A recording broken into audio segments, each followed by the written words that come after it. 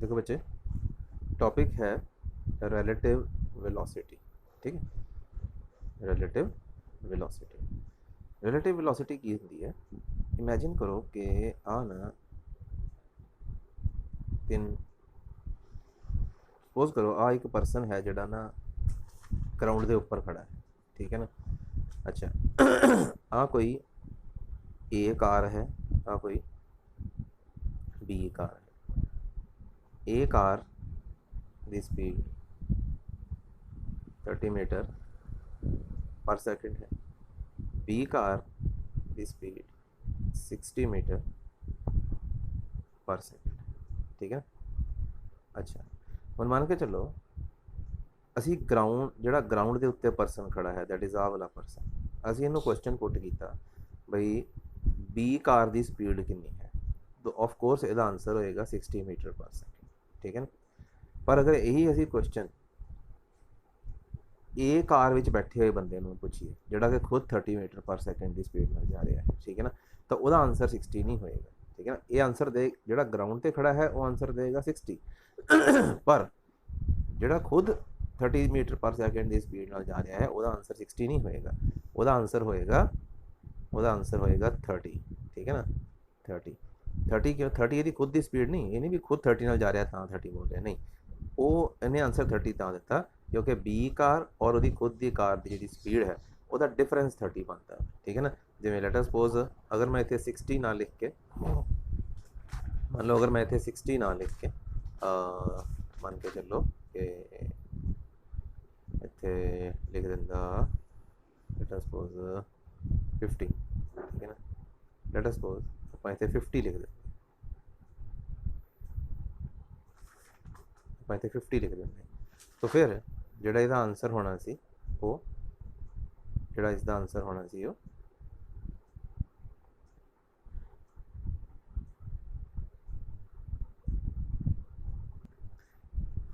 20 होना सी। ठीक है ना।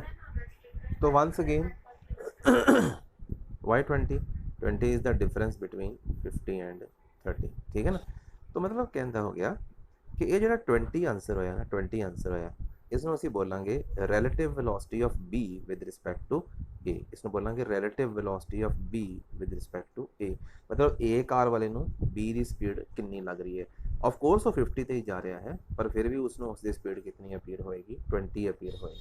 ठीक है ना। 50 किनू अपीयर होएगी, इनू अपीयर होएगी जो ग्राउंड के उत्ते खड़ा है। ठीक है ना। ये 60 जो लिखा मैं ये पहला का लिखा है। ठीक है ना।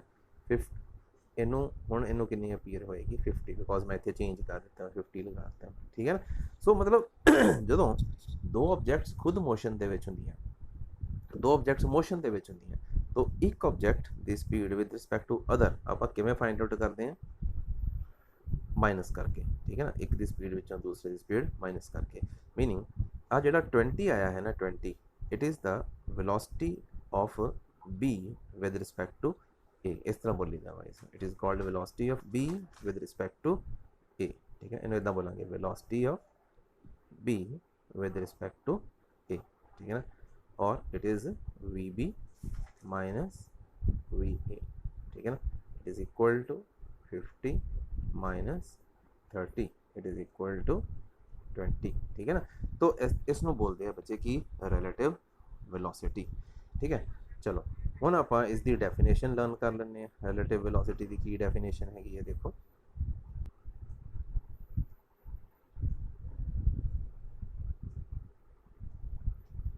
हाँ जी बेटा, देखो रिलेटिव वेलोसिटी की डेफिनेशन हो गई। What is relative velocity? When two objects A and B are moving with the different velocities, then velocity of object A with respect to another object B is called relative velocity of A with respect to B। ठीक है बच्चे। तो mathematical sense से आप इसनों किवें लिखांगे, in the mathematical sense we will write it as like this. ठीक है। इन्हों मैथमेटिकल फॉर्म ਦੇ ਵਿੱਚ ਲਿਖਿਆ ਹੈ कि relative velocity of B with respect to A। ठीक है ना। relative velocity of B with respect to A is VBA which is equal to VB minus VA। ठीक है। अच्छा एग्जाम से आएगा भी एक तरह की डेफिनेशन लिखो, फिर आएगा भी इसका फार्मूला लिखो, फार्मूला भी लिख देता, फिर आएगा इसका एक्सप्रेशन ड्राइव करो, मतलब इसका फार्मूला डिराइव करो। ठीक है ना। बनाओ इस वास्ते फार्मूला ड्राइव करो। इस दे लिए ਆਪਾਂ सपोज कर लेने कि लेट अस सपोज दो ऑब्जेक्ट्स है ए और बी, ठीक है ना, दोनों पॉजिटिव एक्स एक्सिस की तरफ की कर रही हैं, मूव कर रही हैं, ठीक है। ए दी वेलोसिटी है वी ए, बी दी वेलोसिटी है let us suppose V B, ठीक है ना, दोनों पॉजिटिव एक्स एक्सिस की तरफ की कर रही हैं, मूव कर रही हैं, ठीक है। अब दोनों का अपना अपना ओरिजिन हो गया, ठीक है बच्चे। Now when time is equal to 0 let A the position है x01, when time is equal to B, when time is equal to 0 B the position है x02, ठीक है। ਜਦੋਂ कुछ टाइम बीत गया, ठीक है बच्चे, ਜਦੋਂ कुछ टाइम बीत गया, कितना टाइम बीत गया, late us suppose T time ਜਦੋਂ बीत गया, ए ਜਿਹੜਾ ਹੈ उसकी पोजीशन ए तो चेंज हो के A1 बन गई, मतलब या इदा कहो भी x01 तो चेंज हो के x1 बन गई, बी की पोजीशन x02 तो चेंज हो के x2 बन गई, ठीक है। अच्छा हुन ਹੁਣ बेटा जिवें तुहानूं पता है कि वेलोसिटी किस दे इक्वल होंदी है डिसप्लेसमेंट ओवर टाइम, ठीक है ना। डिसप्लेसमेंट ਨੂੰ ਆਪਾਂ ਕਿਵੇਂ ਲਿਖਦੇ ਹੁੰਦੇ ਆ x ਮਾਈਨਸ x0, ठीक है ना, x माइनस x0 की होंगी है किसी भी ऑब्जेक्ट की इनीशियल पोजीशन जो टाइम 0 है, x की होंगी है किसी भी ऑब्जेक्ट की फाइनल पोजीशन जो थोड़ा टाइम बीत जाता तो कुछ डिस्टेंस तो कवर करेगा ही ना, तो उसकी फाइनल पोजीशन जी है वो x। मैं एक बार रिमाइंड करवा दें, पोजीशन का मतलब जो डिस्टेंस किसी ऑब्जेक्ट का ओरिजिन तो होंगे उसमें आप बोल दें पोजीशन, ठीक है ना। और पोजीशन का चेंज जोड़ा है वो टाइम t दे विच आया लेट अस सपोज, ठीक है ना। Now as velocity is equal to displacement over time, so we can write v as x minus x0 by t, ठीक है ना। हमें देखो लिखा है x0 इनिशियल पोजीशन जो टाइम 0 है, x फाइनल पोजीशन जो टाइम की हैगा t है, ठीक है। ਹੁਣ ਇਹ वाला फॉर्मूला अगर ਅਸੀਂ ऑब्जेक्ट a ਦੇ लगाने हैं तो V A is equal to x1 minus x01 over T, यही फॉर्मूला अगर ਅਸੀਂ b ਲਈ लगाने हैं तो x2 minus x0 over T, ठीक है। देखो जिवें मैं तुहानूं बोलिया सी रिलेटिव वेलोसिटी की हुंदी हैगी बेटा अपने को, relative velocity is what, relative velocity is v of b with respect to a, vba is equal to what, is equal to, it is vb minus v, इतना लिख लेना। अच्छा vba is equal to vb minus va, सो ए बच्चे vb की value है किस दी va की value, ठीक है ना।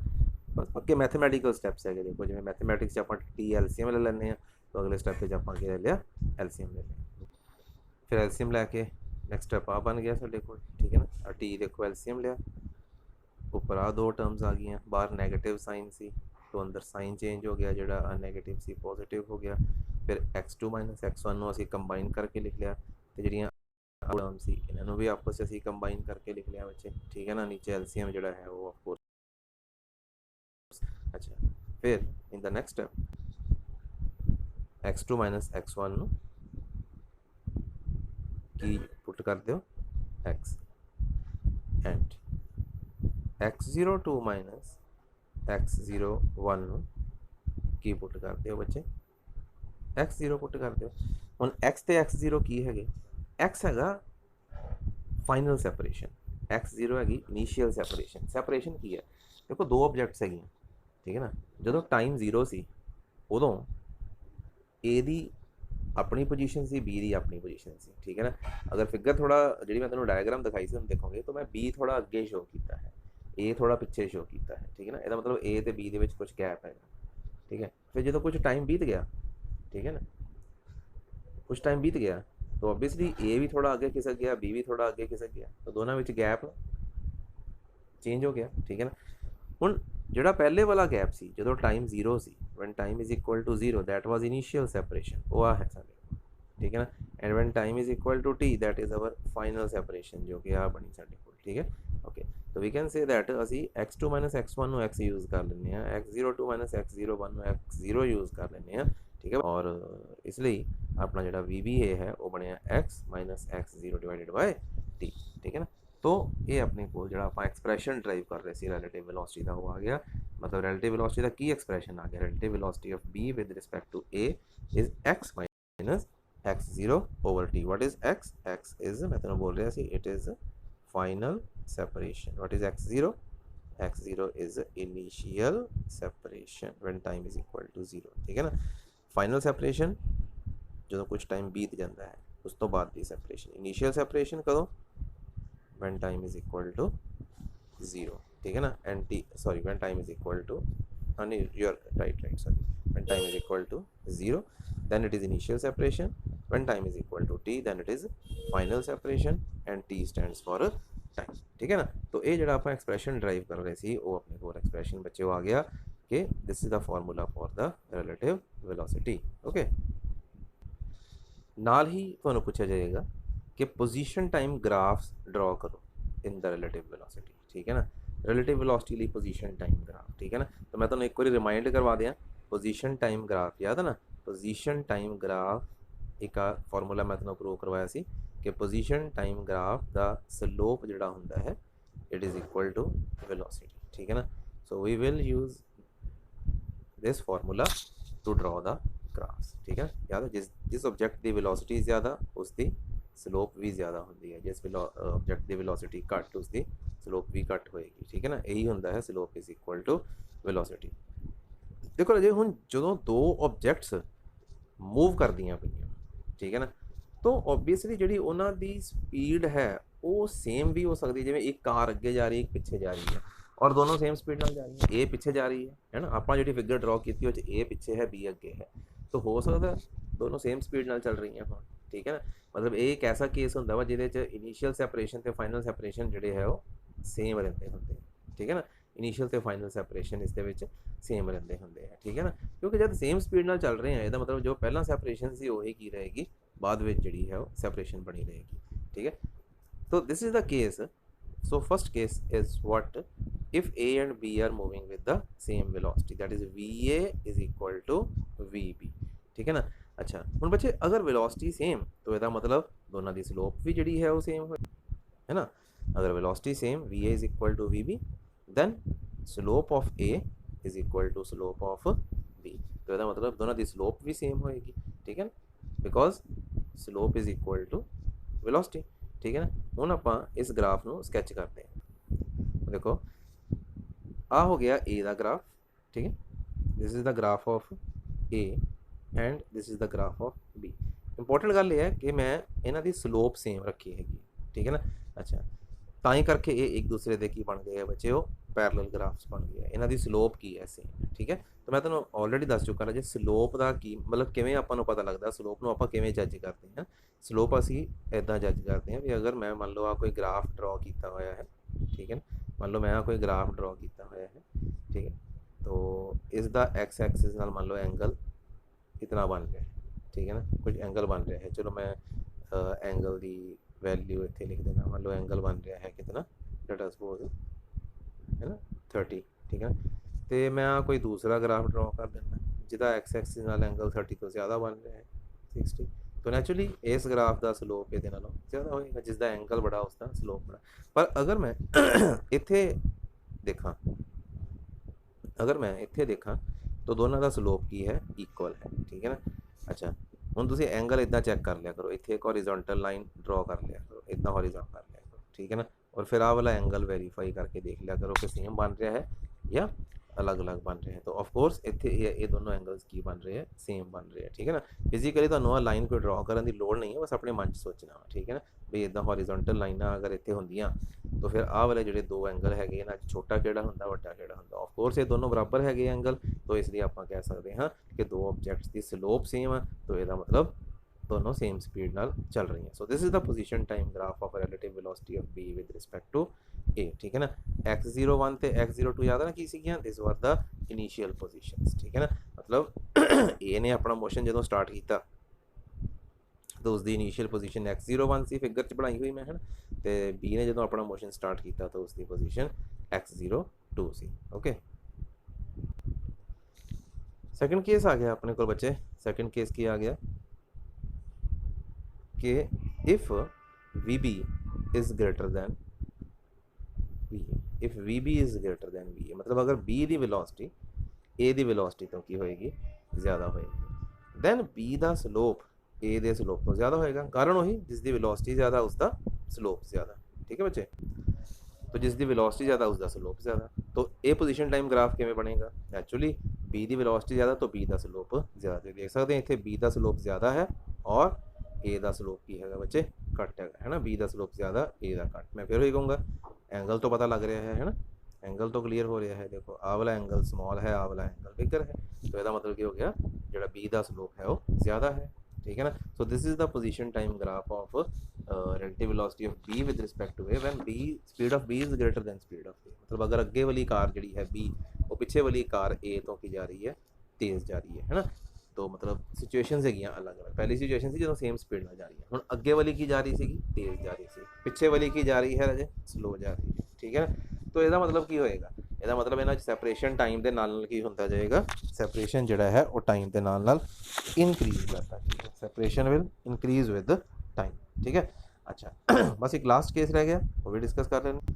हाँ जी बच्चे देखो लास्ट केस की है साढ़े को, last case is when velocity of A is greater than B, that is जी पिछे वाली कार है वो तेज़ जा रही है, अगे वाली स्लो जा रही है। तो यदा मतलब ए का स्लोप बी के स्लोप तो की होएगा, ज़्यादा होएगा। दैट इज मैंने हुण ग्राफ इदा का ड्रॉ करना पएगा कि ए का स्लोप बी के स्लोप तो ज़्यादा नज़र आना चाहिए। ठीक है ना। अच्छा देखो ए का स्लोप बी के स्लोप तो ज़्यादा नज़र आना चाहिए, और इस ग्राफ चो ही दिखाई दे रहा है। देखो ए का स्लोप ज़्यादा है, देखो ए का स्लोप ज़्यादा बी का घट। फिर वही मैं तुहानूं दस रहा एंगल तो पता लगता है ना, ए का एंगल बड़ा है इस बार और बी का एंगल जोड़ा है वो छोटा है। तो ठीक है ना, एंगल तो जज हो जाता भी किसका स्लोप ज़्यादा किसका घट है, क्योंकि ए कार तेज़ जा रही है तो वह स्लोप भी होएगा ज़्यादा होएगा। ठीक है ना। चलो that is very clear. Okay. अच्छा हुण ये सिचुएशन च की हुंदा, जो पिछे वाली तेज़ जा रही होवे, अगे वाली कार स्लो जा रही हो, तो की होएगा, ਉਹਦੇ ਨਾਲ ਫਿਰ ਕੀ ਹੋਏਗਾ, ਉਹਨਾਂ 'ਚ ਸੈਪਰੇਸ਼ਨ ਘਟਦੀ ਜਾਏਗੀ है ना। आपसी गैप ਹੁਣ सोचो ना, ਅੱਗੇ ਵਾਲੀ ਕਾਰ स्लो जा रही ਹੋਵੇ, ਤੁਹਾਡੀ ਕਾਰ ਪਿੱਛੇ ਪਿੱਛੇ तेज़ जा रही ਹੋਵੇ, ਤਾਂ ਤੁਹਾਡਾ आपसी गैप ਘਟਦਾ ਜਾਏਗਾ।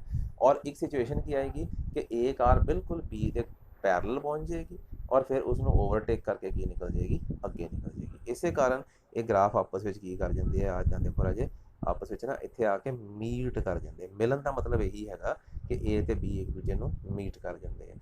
तो मतलब जिस टाइम मतलब शुरुआत में यही सीगा कि ए पिछे सी और बी की सी अपने को अगे सी। ठीक है ना। ए कार पिछे सी और बी कार जी है वो पिछे सी, बट एक टाइम आता है, एक टाइम तो बाद दोनों मीट कर जाती हैं, और जिस टाइम तो बाद वो मीट कर जाती हैं that is called meeting time. और ऑफ कोर्स एक पोजीशन ते मीट कर जाती हैं, जिस पोजीशन ते मीट कर जाती हैं उसको असीं मीटिंग पोजीशन बोलते हैं। ठीक है ना। सो ये सी अपने को पूरा रिलेटिव वेलोसिटी का कॉन्सैप्ट और फिर उसके नाल related velocity time graphs. Okay चलो ठीक है जी।